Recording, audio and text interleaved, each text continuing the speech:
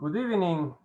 We are here tonight to talk about the film Beyond the Visible, Hilma of Klint, which has just been released in the UK.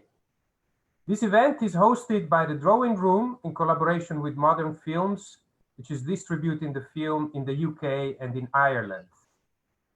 Now, I would like to introduce the speakers for tonight, starting with myself.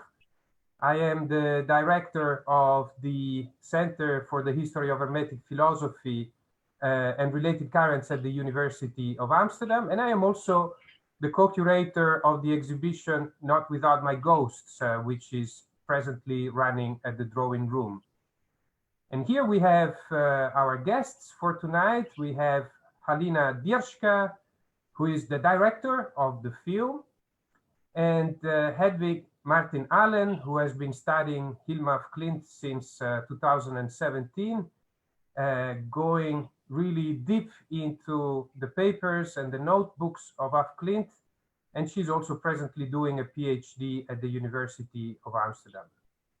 Mm-hmm. So I would like to start with this conversation also by saying something very practical, which is how can we watch the film? I guess many of you perhaps have already watched it, so they are going to listen to this conversation tonight, having already seen, the way in which the film talks about Hilma of Klint, narrates her story. But for the others who are just listening to this and still have to watch the film, it is possible. It is actually quite easy. You can watch it online in streaming, and you find the link in the Facebook page of this event. So you can go back there and you will find the link there. So I will start this conversation by asking a first question to Halina. Now, Halina, this is your first feature film, and it is receiving wonderful reviews. It is traveling around the world and it is having success in many countries. I saw that the New York Times even mentioned it as one of the best films of 2020, which is quite an achievement. Congratulations. And it has even been released in some countries in Asia, in South Korea, for instance. So can you tell us something about how this project started and how it materialized? Yeah.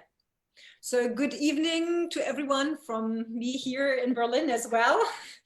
And yeah, actually it started already a while ago in 2013 here in Berlin when I was visiting the exhibition about Hilma af Klint, the first actually retrospective coming from Stockholm. And yeah, it really knocked me off my feet somehow, yeah. And it was at the Hamburger Bahnhof? It was at the Hamburger Bahnhof in Berlin, and I was at the opening show, and I couldn't believe what I was seeing.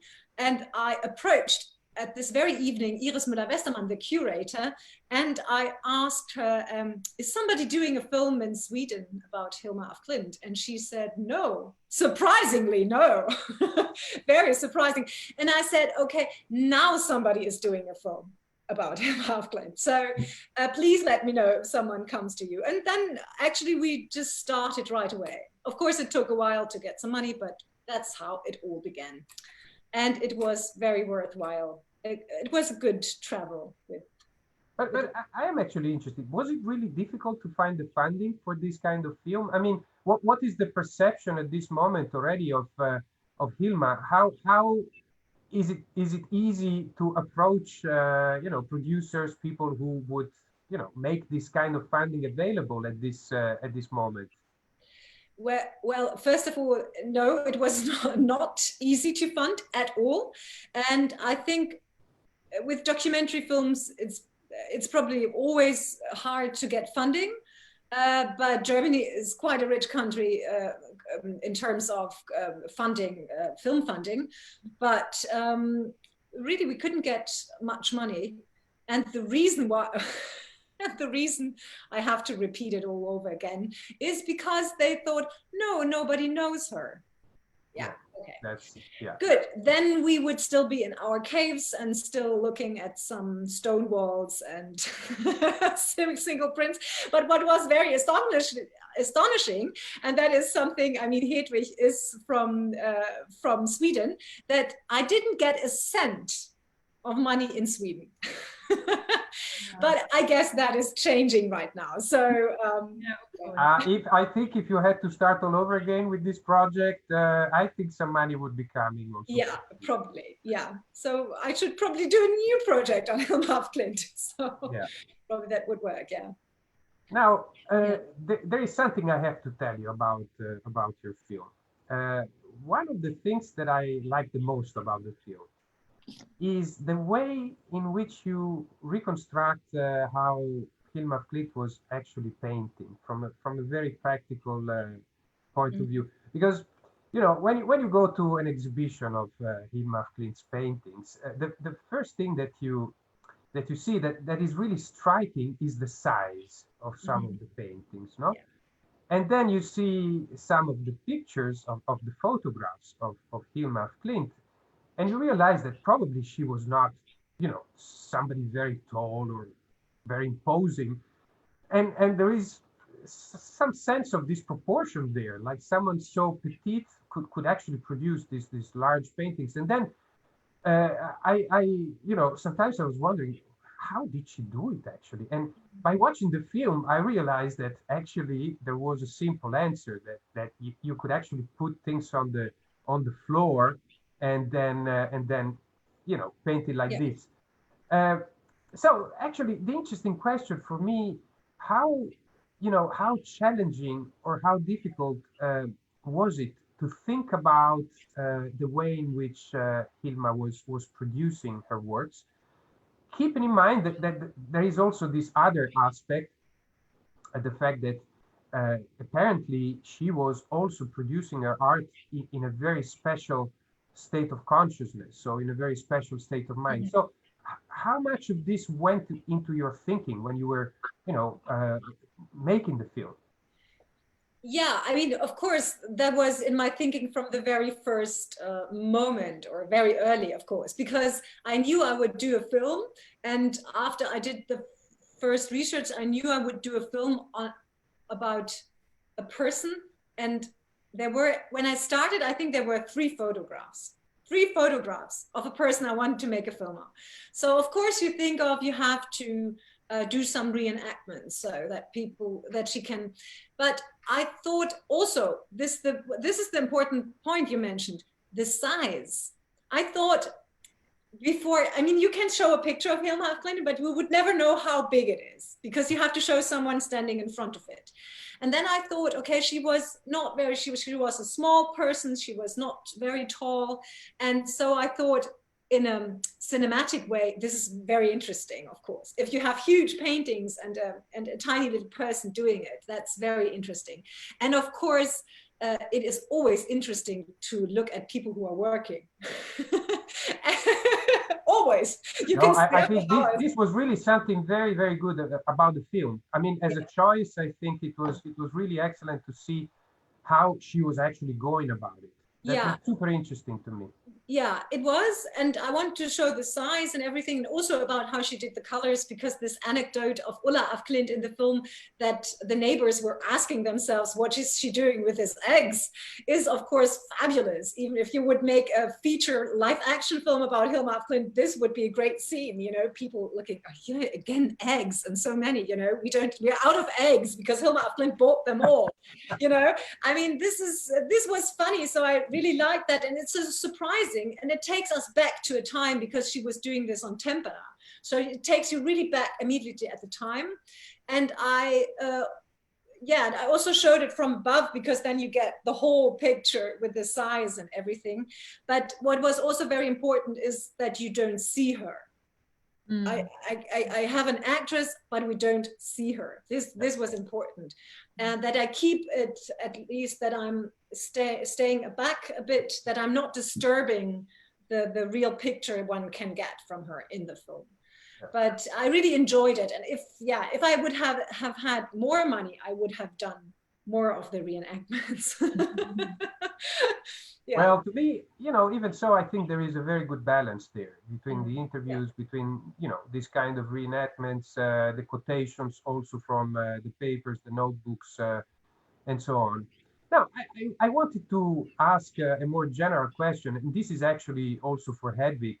Um, it's a little bit of a reflection about this fantastic success that Hilma af Klint has been having in the last few years.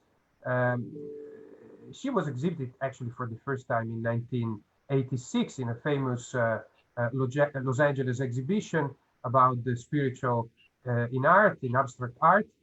But it took a while actually to take off, right? And in the past few years now it has gone global basically. It has boomed. So she was featured in this great exhibition at the Guggenheim Museum in New York last year, which was a huge success. And it was also the climax of this series of large exhibitions, one of which, Alina, you just said you saw and was actually the starting point for your own work. So I was wondering, how do you explain this rediscovery and this incredible global success? Hedwig, what do you think? Yeah, I think it's an appealing story because of there's like this unique combination of different components that sort of, it's almost uncanny how well it fits our society today and like the modern person today. So I think it's a mix of the gender aspect is really important, I think, and that it's about sort of female liberation, and a female painter has been marginalized, but now finally gets redemption, she's being recognized. So this, I think, appeals to our own sort of collective narrative of not marginalized people, not accepting oppression and so on.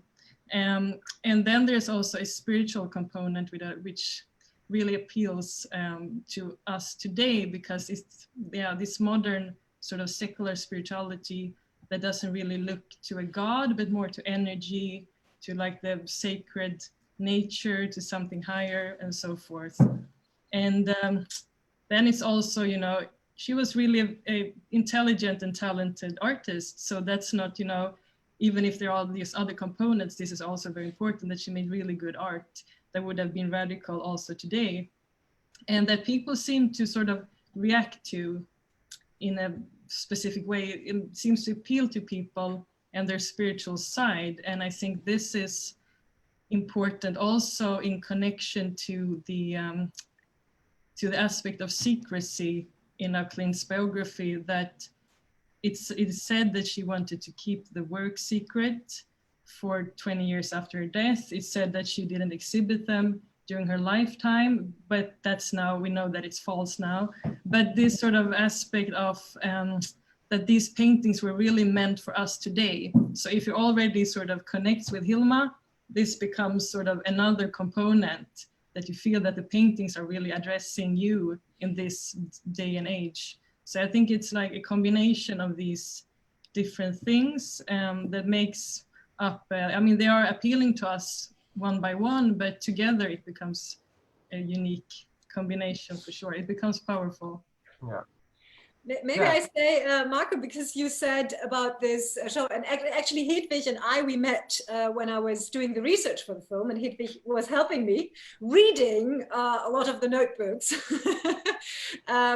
because my Swedish is quite poor, even if I learned a little bit, but we were looking for quotes. And so we were in contact, and she was really helping me with the research on the film. And we, of course, we were very sure this is a great artist, but somehow there was the point where the Guggenheim show was not even planned by then. No. But the show that I saw here that came from Stockholm, that I saw in Berlin, that was a huge success. But again, you need probably something like the Guggenheim, but really to spread the word. And it's very interesting, but that's something, probably another point, but it's very interesting the time she is now coming out. That just occurred to me now, sitting in my living room. You know, we are all sitting in our living rooms right now, being quite digital. Although human beings are still quite analog, but this is the time where suddenly this huge oeuvre appears and everybody seems to feel something. Yeah. And the film can help that, but of course, if you see them live, there's nothing to compare it. But Marco, one point about this 1986 exhibition. You say it's a famous exhibition. Nobody knows this exhibition, honestly, quite true. Nobody except people who are interested in art. I have never heard about this exhibition. Yeah, except freak like us. Yeah, I mean, people who are interested in art history and art, but not many people have, because if so, I think she would have probably bigger before. But I think one of the main points is that some of the people, and beginning is Julia Voss, the journalist, who wrote an article, art history has to be rewritten. And that was really an outcry in the art historian world. Many said, oh, how can she write something like that? But it's good. It's good if you write something controversial. And of course she was right and is right. And that's why I included this art historian context in my film, because if nobody's saying it out loud, nothing will change. And that didn't happen in 86. Yes, no, I totally agree.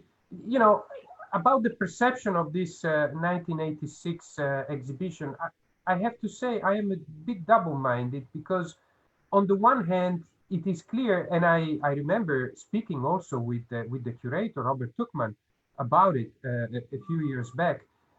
It's clear that it was difficult to make that exhibition. You know, the subject itself, spiritual in art, you know, in relation to the origins of abstract art, it was difficult and it was controversial, and you know, many people didn't like it actually, and there were also bad reviews.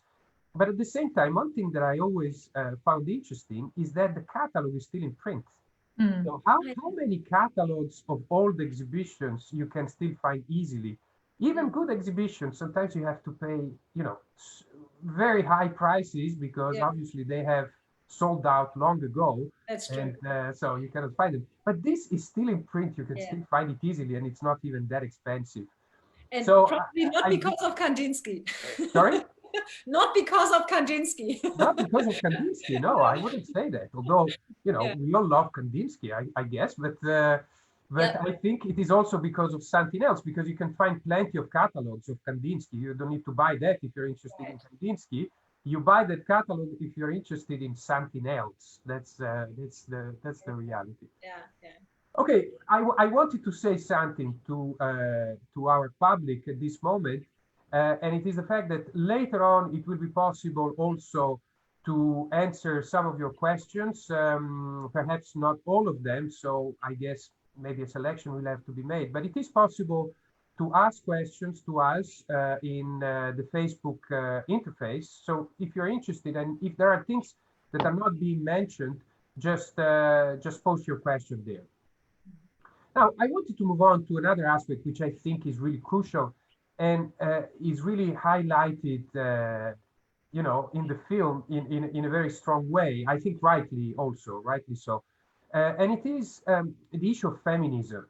You know, it's clear that also, as Hedwig said, one of the aspects of the appeal that Hilma Klint has today has to do also with her story, and which is also a story of at least, let's say, perceived marginality that has to do with different aspects, different elements in her biography.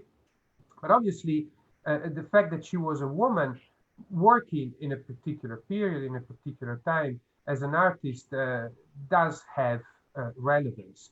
Now, yeah, I would like to hear your opinions about this. How important is this aspect when we look back at Hilma Klint's experience, the message also that her biography is sending to us today? What can we say about it? So let's start with Halina. Okay. Yeah, it is probably an important aspect, although what is very interesting is that for Hilma af Klint, it didn't play any role. And I think that makes her a really modern person and a true human being, let's say. Because even for myself, I would say, yeah, it was the right time, because we have the time of political correctness, and that brought us to the point that now nobody cannot talk about her. They are afraid if they would not include her, of course, everybody would say, oh, that is anti-feministic or whatever. With Hilma af Klint, probably more aspects come in, but for me, I always have hope that feminism is something that will just pass. I mean, nobody wants to talk about that anymore, you know. But when I started doing my research on Hilma af Klint, I figured out that there was one very crucial point that probably didn't help her in the beginning, so in '86 or whatever, in the first exhibitions. And that was, of course, she was a woman and spiritual. This is a combination, yeah, well, at least on this planet right now, it wouldn't or didn't work until now. It didn't really work. Being a man and being spiritual was okay. For Kandinsky, it was okay. For Mondrian, it was okay for many people. But with Hilma af Klint, they made her more a witch. And yeah, it's easy. It's easy to say, oh, she saw ghosts. And you worked about Georgiana Houghton, who was highly interesting. I mean, this similar story. Huh? Similar story. Similar story, even if the paintings are quite much smaller and different, but even, you know, they just, what I find so interesting, those women just went their path. They just went their path, really. They were not looking left or right or asking, what should I do, what shouldn't I do? They just did it. And now we're here with their paintings, and that is the most important thing. And the gender aspect, I think for those women, it was not important for themselves. But of course, they're living in a society that is like it is. Yeah. But everybody can change its mind. I think it certainly would be a bit of a stretch to call Hilma af Klint a feminist, because I don't think this was really part of her agenda. But I don't know. So what do you think, Hedwig, about this issue? Yeah, I mean, I don't agree completely with Alina. That's right. We have a bit of a, the heat is up. The heat is on. Okay. No, I mean, I think it was important to Hilma. I mean, she made conscious choices based on herself being a woman, so she didn't marry, for example, probably to stay independent. So of course it affected her. She wasn't isolated from her gender. And then I would also like to add that I don't think it was that complicated to be a woman and to be spiritual at that time, because women were really included in these sort of movements of spiritualism and theosophy and so forth. I'm sorry, Hedwig, I didn't mean in that time, but afterwards, when she was rediscovered. Yeah, now it has been a problem in the 80s or 90s or something. Yes, in that sense, I really agree, because I think that of Klint being a woman was to a disadvantage perhaps in the 1980s, but is today an advantage to her. So this, yeah, I think this the feminist wave and the feminist development is really something that Hilma af Klint can benefit from. So I think it is a very important part of her story and of the phenomenon of Hilma af Klint. She wouldn't be as big if she were a man. I don't think so.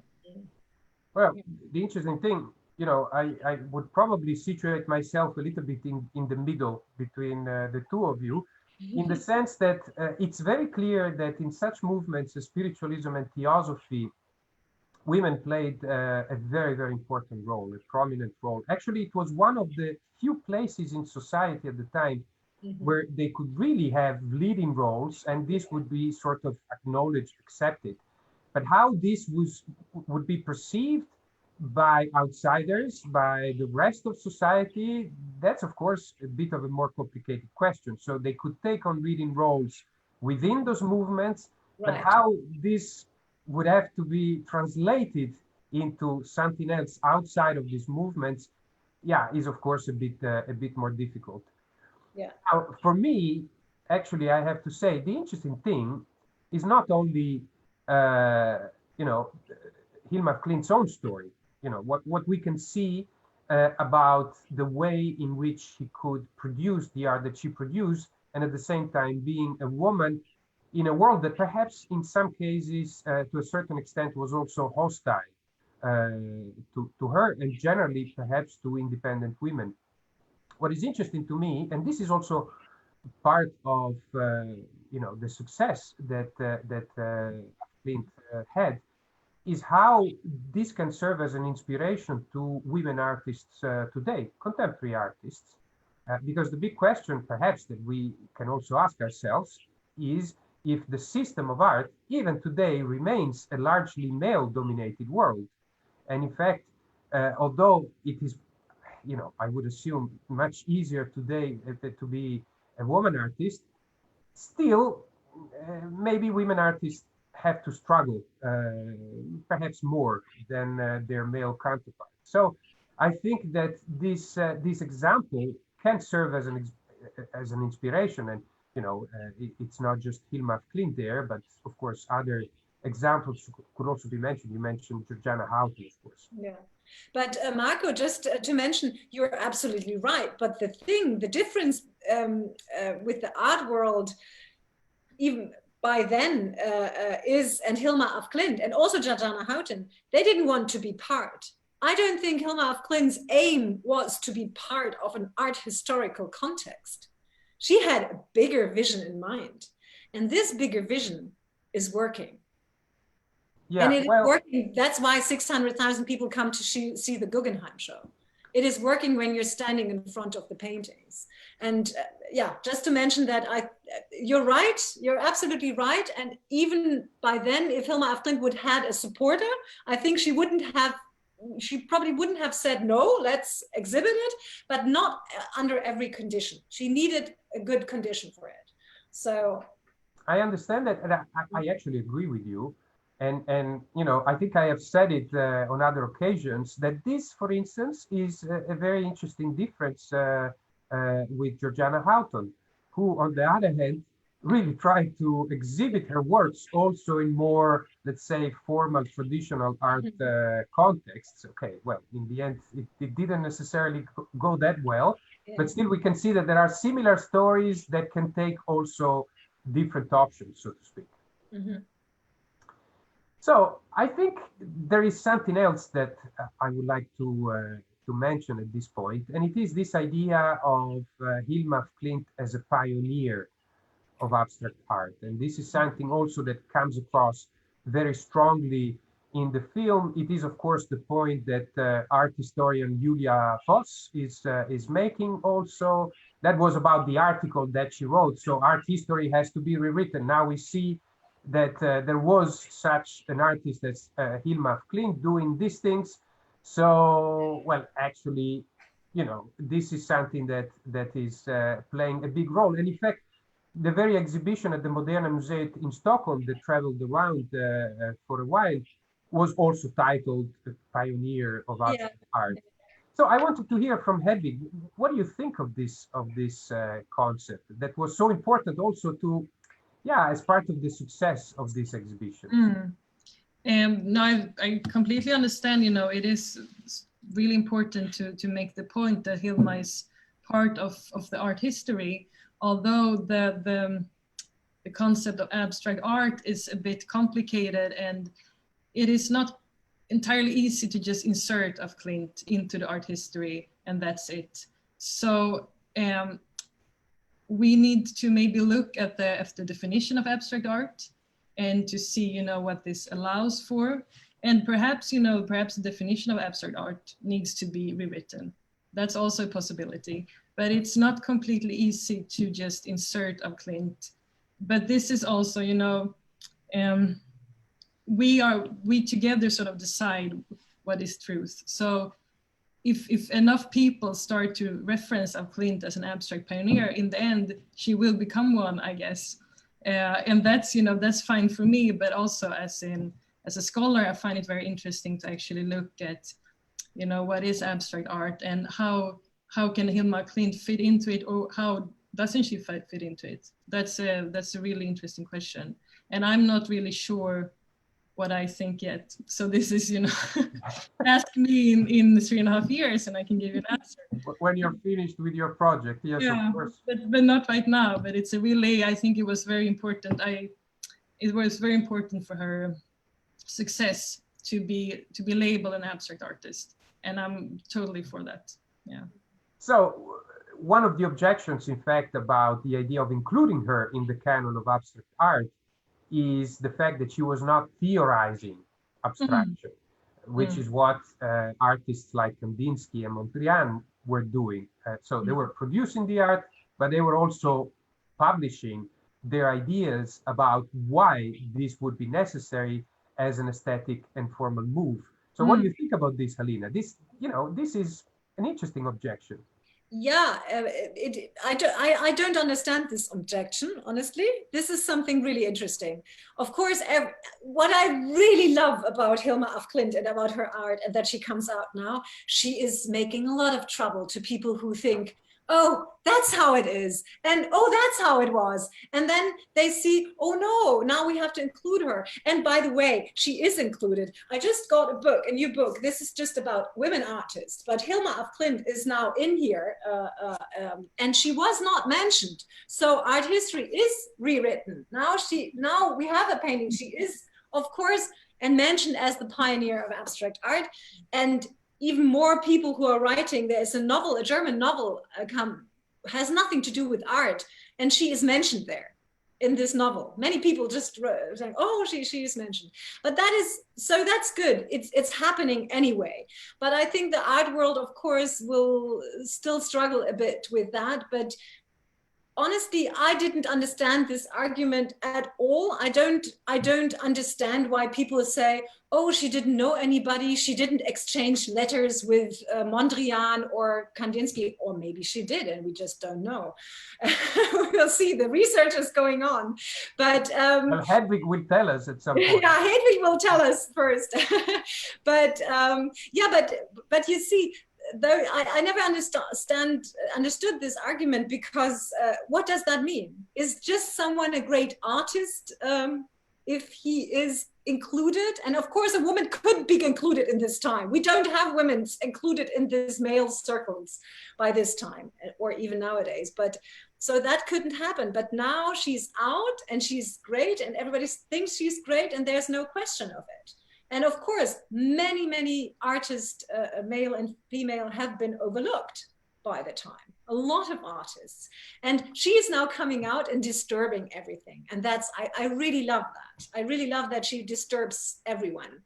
And when I started the research of the film, many people were insecure, art historians, what to say. And I was working on the film for 5 years. So after 3 years, it changed a bit. People say, oh yeah. Now it's said she's a pioneer. Now we can say it. So everybody's looking aside. And that is one point that I really love about the life about Hilma af Klint. She would have never done that. She would have never, I don't think she would have asked, okay, I'm not doing it because somebody else thinks that's not worth it, or it's strange. And we know her whole family thought she was quite strange, how she was working.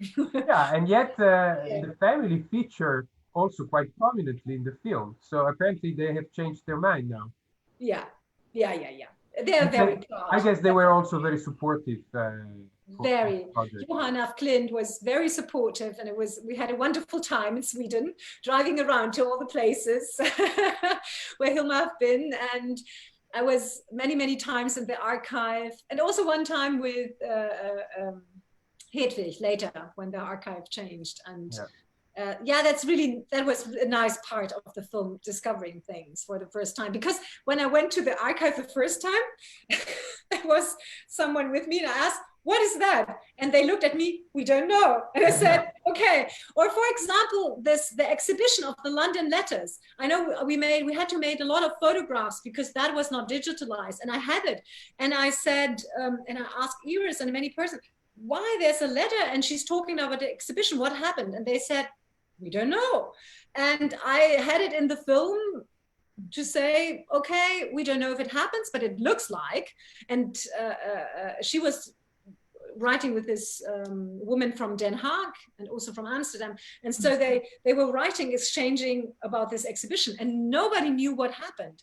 And then 2 months before I ended editing, this postcard popped out by some of the family members of the Castle family. So yeah, that was luck. And that was something I wished I sent that out. I said, there must be a postcard somewhere. And it was. Anyway, going back to the disturbing aspects of Hilma af Klint's work, I have to say we all love disturbances. As a historian of esotericism, I have the impression I'm doing nothing else but studying disturbances. So it's great. It's really our field of research after all. Now, I see that the first questions are coming in also from the audience. So maybe there is one that connects with some of the things we have been talking about. So there is this question from Janice McNabb. I would love to hear more about what is known of the artist's social and political milieu, her connections with suffragettes, for example. I think with respect to the social background, social milieu from which Hilma was coming, there is quite a bit in the film, the kind of family she was coming from. So, Halina, do you or Hedwig, do you want to add anything to this? Yeah, I mean, I don't think there were connections with the suffragettes, or no, but Hilma's older sister, she became part of the Fredrika Bremer-förbundet, the Fredrika Bremer Association, and they promoted women's rights. So there was some sort of connection, and the family were quite liberal, but primarily there was connection to the spiritualistic milieu, of course. So Hilma af Klint has really strong connections to all these figures in the Swedish milieu, and a lot of women, but not perhaps in the sense of actually women rights advocates or suffragettes in that sense. No. Yeah, excellent. Now, there is another question here about perhaps unsurprisingly Rudolf Steiner, but we can leave it for later. I think we can go back to this later, because now I wanted to talk a little bit about the esoteric aspect of Hilma af Klint's work. I think it's difficult to talk about Hilma af Klint without talking about the spiritual vision that she had and the esoteric aspects that she had. So now it's something that obviously comes across also in the film. Although I have to say, Alina, I was a bit surprised that you interviewed a scientist, as you know, a specialist of quantum physics, I believe, but not a historian of esotericism, like me, for instance. So I was wondering. So why? What's the deal about esotericism? What's your take actually on the esoteric side of Hilma's work? We start with you, and then I would like to hear also Hedwig's opinion. Yeah, Marco, I'm very sorry. I didn't know you by then. I didn't know you existed. Of course, I would have. You would invite me, right?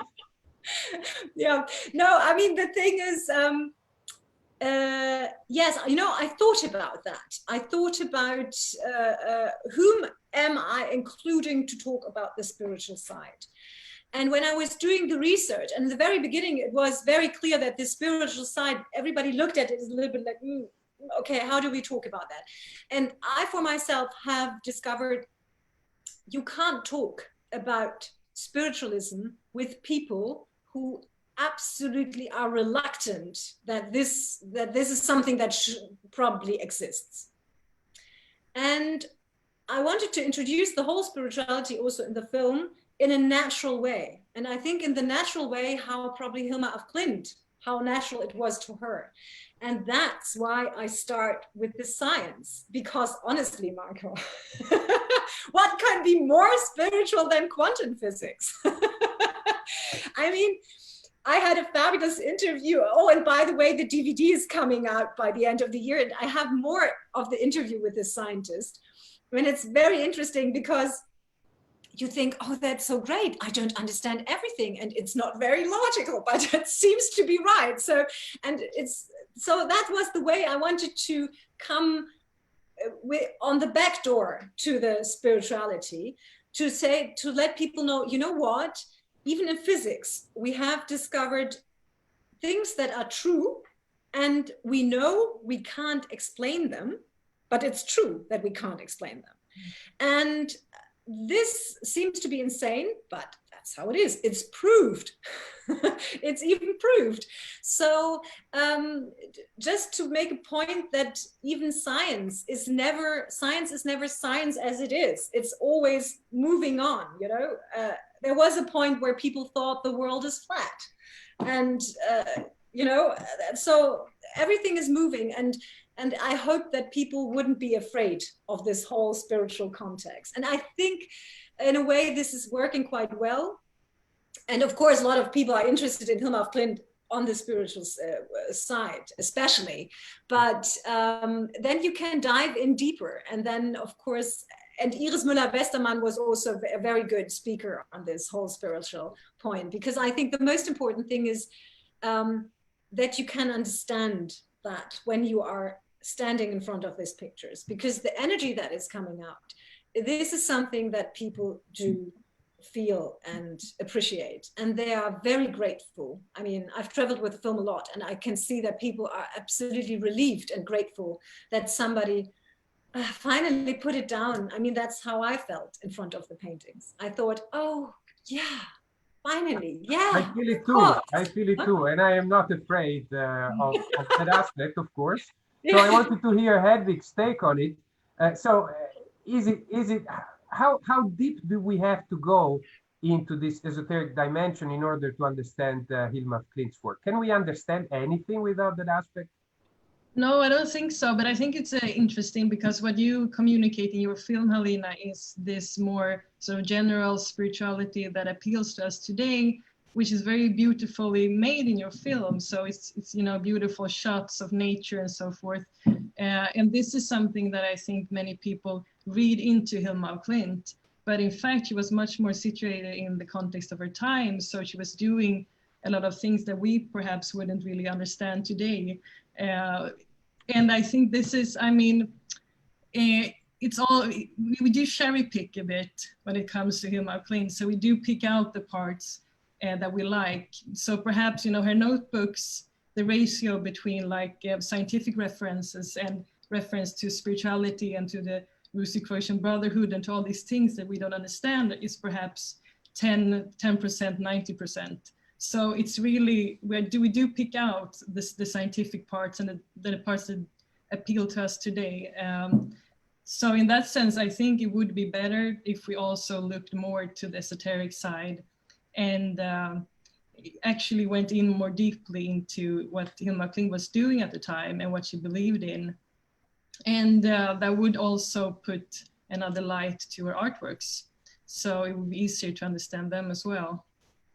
Yeah. I think the interesting thing about this is that when we start looking into this, we realize that a large part of her motivation, even of her energy, was actually coming from there, in the sense that this sense of mission that she thought had been bestowed on her, you know, was really a very, very important, actually crucial motivating factor for her.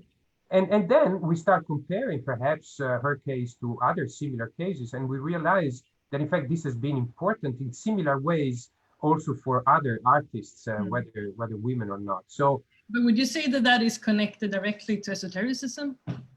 Can't you have like a bigger mission anyway? Sorry, say it again. Can't you have a sort of a sense of a bigger mission or a bigger purpose without esoteric parts? I don't know, because if you take more sober esoteric artists, and I would place someone like Kandinsky, for instance, there, well, there is certainly an intellectual curiosity. They were reading books about theosophy, images, you know, from this literature. So certainly there was a deep fascination and attraction for this kind of material. But with Hilma, we have something more. Yeah. And it is really this feeling, this idea that she's really talking with higher powers, with higher entities. The mediumistic aspect, yeah. Yeah, and what she's doing is having a cosmic value. So she's not just painting nice things. She's not painting for herself, or not even for any audience. She's doing something that is supposed to have a power to change the world, but really in a cosmic way. Yeah, So, but actually that was the whole point. And I don't understand, this is not an intellectual question. It isn't at all an intellectual question, because she was not, I mean, if you're not interested to be in a book, whenever it is published, but you're interested in the question, what am I doing here on this planet? Mm. And that was a question many people have, but not many people follow. And you say Kandinsky. Kandinsky was interested in spirituality, but the moment I saw Hilma af Klint's painting, I understood what I never liked about Kandinsky, because Kandinsky didn't succeed. Honestly, that's just my opinion. But Kandinsky couldn't succeed because he was so bound to reality and to everything, to a career, things like that. And you see that, of course, in his writings. He was very much interested in his life and career. Hilma af Klint could let go of that. She was on a very different state. And of course, that's a higher form of spirituality that you go, or esotericism, however you call it. You captured that very well in your film, Helena, this sort of feeling of something higher and having a higher purpose. And I don't see that is directly connected to sort of the more elaborate esoteric parts, because obviously you can still make that come through without really touching upon spiritualism and theosophy and whatever. So I think that is really clear in your movie, and that's also one of my favorite parts of it, that you're really able to communicate that to the audience. So in that sense, I don't really agree with you, Marco, that it's definitely connected to Western esotericism, although I understand sort of the minimistic side of it is, of course, but I think that you can have these experiences also outside of the framework of Western esotericism in some way. Yeah.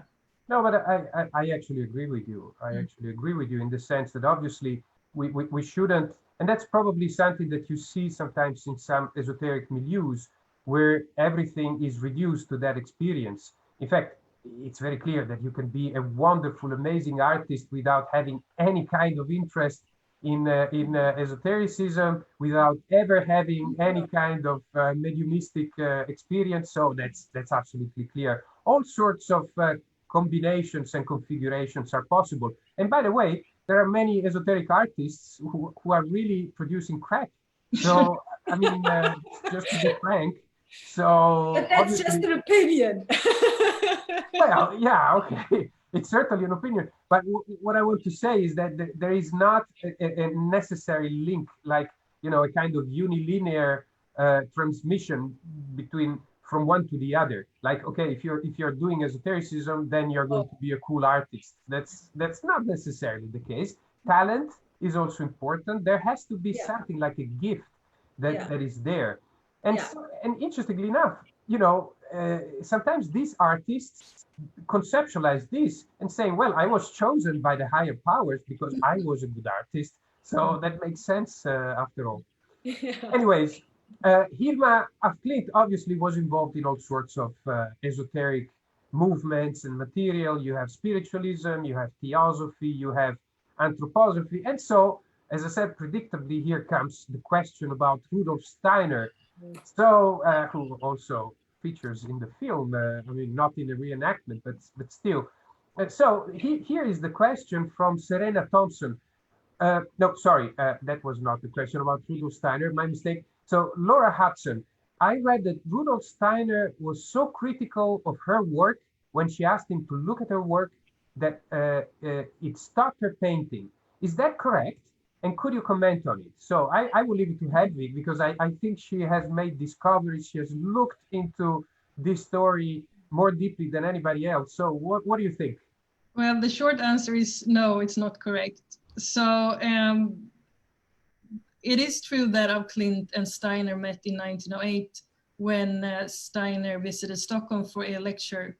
And af Klint approached him and said that I'm doing this work and can I write to you when it's finished? But they never met. He never came to her studio at this point, which the story usually says. And therefore, this is not a reason for her to quit painting. So the reason that she quit painting was really because she was finished at that point and she needed to take a break until she continued again in 1912. And the interesting thing is that it seems like Steiner never really saw of Klint's original paintings. So in a speech of Klint wrote for the Theosophical Society in 1937, she writes that Steiner saw her work 14 to 15 years ago. So that is in the early 1920s. And she also writes that Steiner gave in explanations about the paintings. And Hilma visited the Goetheanum from the 1920s to 1925. So she was there for long periods every year. And with her, she had the blue books, which was miniature reproductions of the paintings with photographs and also color images. And in these books, you find notes from Steiner, or of Klint has made notes from Steiner, where he explains sort of the works. So this is probably how Klint showed Steiner the work, and this is also his explanations on it. And I know that you have an objection, Helena, because you said, how do you know that Hilma didn't show him the work another time, a second time? But in fact, of Klint in other sources, references to showing the work to Steiner at only one time. So she writes a draft where she said that No, I understand. You told me about that. I mean, the research is going on, and maybe it's true. I mean, as we were never there, we don't know. But in the end, I want just to add something, Marco, because the question is also, I mean, did Steiner see that and did she stop working? But the thing is, in the film, one of the protagonists is saying that because it was repeated very often by the time I was doing the film, that is now 3 years ago. The family told this story. It was actually told in the family that Steiner visited the studio and rejected her. Well, no, not really, actually. I don't think so. This comes from Anna Maria Svensson. No. Johan also told me that. A lot of from Anna Maria maybe Johan got it from Anna Maria Svensson. I think so. Maybe. Well, whatever. But what I wanted to add is just that there was a time where Hilma af Klint probably, I mean, she has worked a lot until 1908 when doing all those paintings, and afterwards there was obviously a break or whatever. But that the year 1908 was probably quite a tough year for her, because her mother went blind and she had to give up her studio. So many things. And Marie Cassel told me that her sister died. The sister of Anna Cassel died, Lotten. So all in the year 1908 seemed to be a year about death and troubles and quarrels. So when do you have time to paint? Or so that was probably the mixture of two stories, and that's why it came up that probably Steiner was the one who was blamed for everything. It's easier to blame the man in this story, probably. But yeah, probably, it seems to be that this is not true. Yeah. So we have some more questions from the audience. And we are going to have some compliments about the film. So this is a question from Serena Thompson for Helena. What were your cinematic references in making this beautiful painterly documentary? I am a curator and art dealer, so I have seen a few artist documentaries, and few are this visually imaginative. So what were the cinematic references, if any? No references. Breaking new ground. Yeah. No, of course. It is, well, it is hard to say about why. I mean, there were reasons why I did things how I did them, but I have to say a lot of things I just saw. For example, including the nature was a very important part. And that occurred to me very early when I visited the show, when I was in the exhibition. I thought I have to connect it with life. And what is life? How do you see life? Our lives, what is it? And I thought the cosmic question that comes behind it, that's just to be seen in nature on this planet. That's how on this planet, that's nature, people haven't invented that.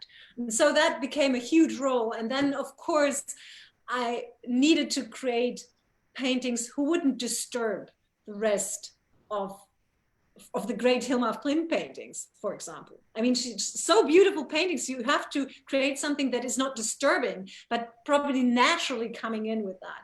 And that's why I came very early to the point that I'm doing this crossover, this dissolves, that you see one of the paintings which comes also close to the idea of the spiritual idea, that you make something visible that is not visible again, and then so you can play with that in the film. And so I guess, yeah, there were many reasons to include things, but in the end, you also need luck, and you need probably an inner guidance, inspiration that it works. Because if it works, you never know if it works until the very end. I'm sure Hilma af Klint, she was also not very sure about her paintings when she finished. I mean, was not a whole bunch of people spending applause afterwards. That's not, you're always alone with your work in the end. That's very clear. Yeah. Absolutely. Yeah. So, yeah. So we have another question, and this is from Mina Phillips, which goes back to the problem of science. We talk about her work being spiritual, but do you think it was also scientific? What do you think she researched to solidify her artistic representation of her ideas so well? So I guess the question is about what actually Hilma was reading. What was her knowledge of contemporary science? So who wants to respond? I think Hedwig probably knows even more, but I also asked this, my question. I bought a lot of books Hilma af Klint read, and she was, of course, her library was quite interesting, and we don't know what else was in her library, but probably Hedwig knows better now. Yeah, well, we know what she had in the library at the time of her death. So yeah, that's a big problem, because we don't know what she threw away. And since she got interested in anthroposophy much later than we have previously thought, what she saved in the later days was mostly anthroposophical books. So yeah, it's like a catch-22 kind of thing. But what I have noticed in her artworks is that it is quite a strong reference to the fourth dimension, which is the theory that emerged at this time and that was taken up by theosophists as a way to explain the astral plane, the idea of the astral plane. So the astral plane was made synonymous to the fourth dimension. So I'm not knowledgeable enough to go into detail on the fourth dimension, but you find clear references in her artworks, especially in the US series. So this is interesting, I think, in terms of the scientific. So probably she read at least Claude Bragdon's Primer of Higher Space, which is a theosophical book about the fourth dimension. So this is sort of in between science and the esoteric, but and theosophy, of course. Yeah. I mean, but of course, actually, this is interesting because the fourth dimension is all over the place with these artists. So this is probably a source that Hilma af Klint shared with most of the early artists in the avant-garde at the time, futurists, abstract painters, and so on. It's really something very, very influential. Sorry, Alina, you were going to say? Yeah, I just want to say one of the catalogs actually, and the bio is mentioning which books were in her found in her library by her death. But I also wondered, I mean, she, of course, the Blavatsky secret doctrine, she really read very well. And that's, you also can see in the film what she underlined. I just made some close-ups of what she underlined. And those seem to be sometimes very scientific things.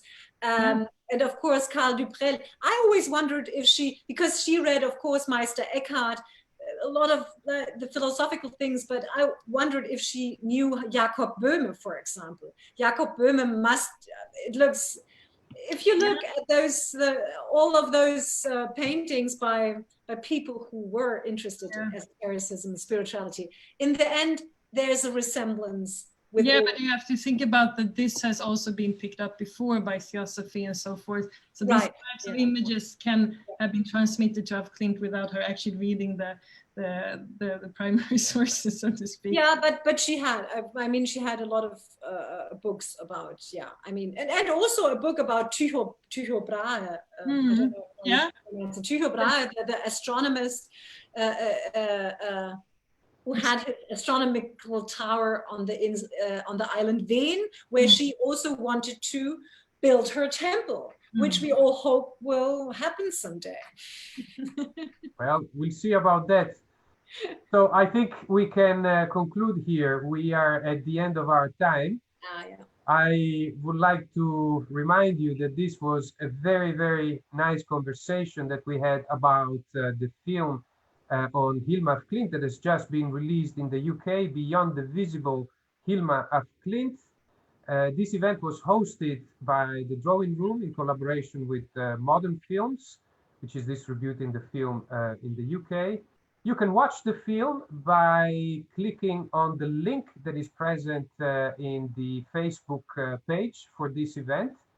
For the rest, I would like to thank Halina Dirschka, the director of the film, and Hedwig Allen-Martin, who is the specialist of Hilma af Klint. Thank you very much. And yeah, I hope to see you soon again. Yeah, for sure. Thank you. Goodbye to everyone.